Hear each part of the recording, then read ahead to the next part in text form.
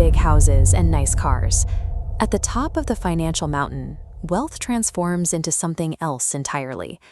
The distance between a successful professional and the global elite is measured in structural power, far beyond a larger bank balance.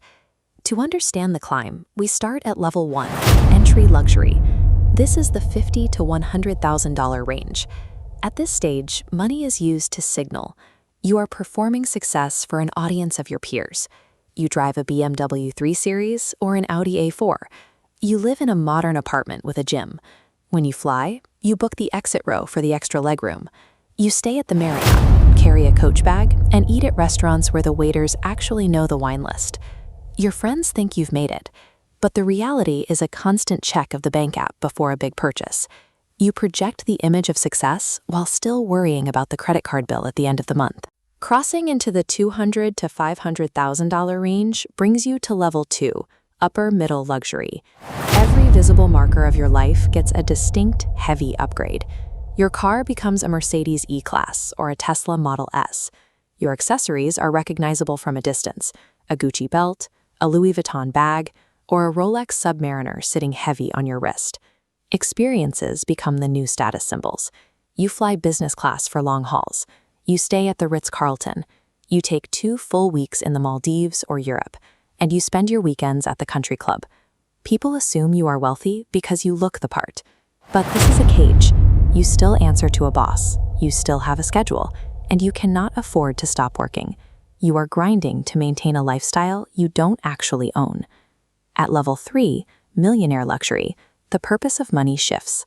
Between $1 and $5 million, you stop buying better goods and start buying convenience. You upgrade to a Porsche 911 and a 3,000 square foot house with a custom kitchen. When you book a hotel, you stop checking the price list and simply book the room you want. At level 4, $10 to $50 million, waiting disappears. You aren't in the first-class cabin anymore. You are on a private charter. You own a 50-foot yacht to take friends out for the afternoon. Even the act of shopping is removed. You wear custom-tailored suits from Savile Row. Personal shoppers at luxury boutiques call you when new collections arrive, bringing the store to your home. Daily life is handled by a full-time staff, a housekeeper, a personal assistant, and a private chef. Money is now a tool used to erase the physical friction of being a person. Hit $100 million, and the utility of money changes again. At level 5, centimillionaire luxury, you are no longer buying convenience. You are buying absolute access. You own a global portfolio, a $20 million estate, a New York penthouse, and a villa in the south of France.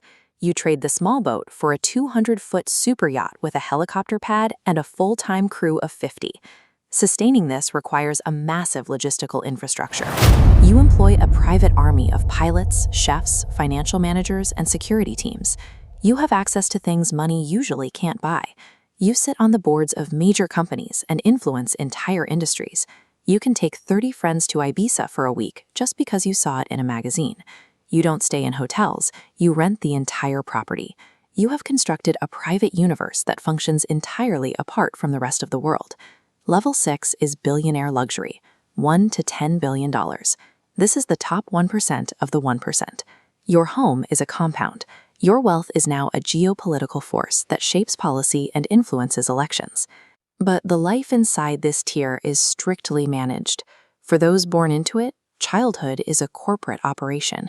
You have Mandarin lessons with tutors flown in from Beijing and piano lessons with concert pianists.